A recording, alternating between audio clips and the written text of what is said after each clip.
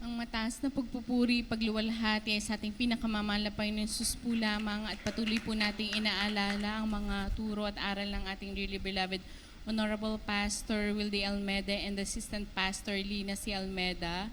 At ngayon din po, ang papabot po ko ng pagbati sa beloved Almeda family at ngayon din po sa mga beloved workers, preachers, sa inyo po mga minamahal, purihin ang ating pinakamamahal na Panginoon Jesus.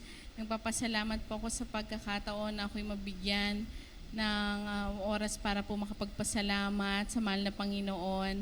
Ngayong buwan po ay nagdaos po ako ng aking kaarawan. Salamat sa ating pinakamamahal na Panginoon Jesus na sa kanyang kalakasan, sa pagpaprovide niya po sa akin ng trabaho at gayon din po sa pagbibigay niya po sa aming mag-asawa ng anak dahil after 7 years, pinagkalooban po kami ng beloved baby.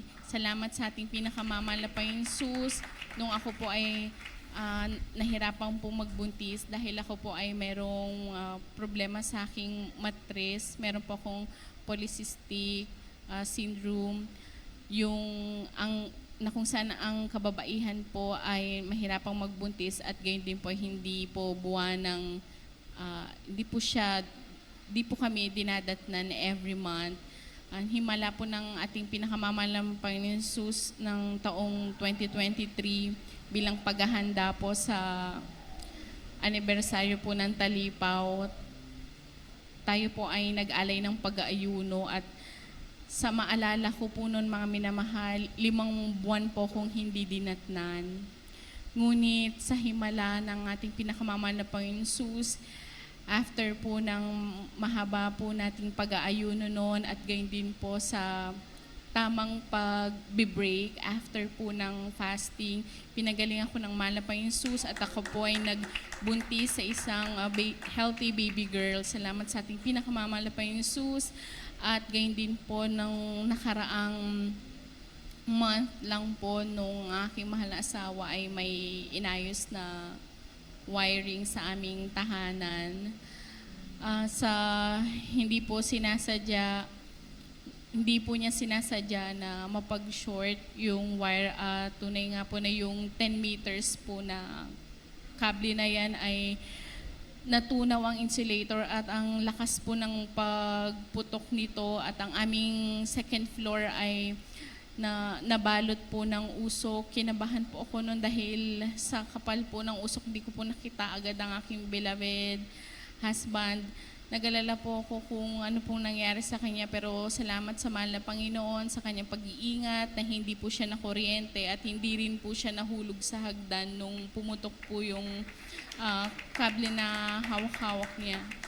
At gayon din naman po na sariwain ko din po ang pagpapala ng mahal na Panginoon kung paano po kami nakakilala nung aking beloved father po ay nakatanggap ng paanyaya sa dako ng Luneta.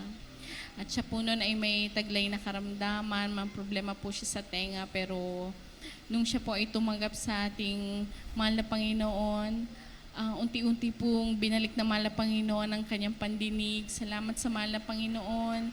Lumipas pong panahon, nung ako po ay 3 taong gulang pa lamang, taong 1994, siya po ay nagkasakit at kinuha ng mahal na Panginoon. Maaga pong nabalo ang aking mahal na ina at naiwan po kaming 5 magkakapatid. Ang panganay po noon ay 13 years old po lamang at ako po ay 3 years old lamang noon.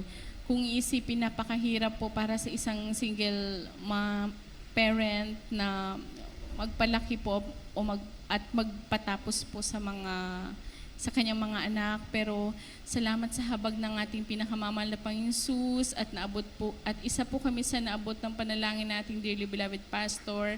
Ngayon po kami pong lahat ay nakapagtapos ng pag-aaral at may kanya-kanya na pong buhay. Salamat sa mahal na Panginoon na hindi niya po pinabayaan na aking mahal na ina na ngayon po darating na Marso, siya naman po ang magdaraos ng kanyang kaarawan, taglay ang kalakasan na wala pong iniinom na gamot or maintenance.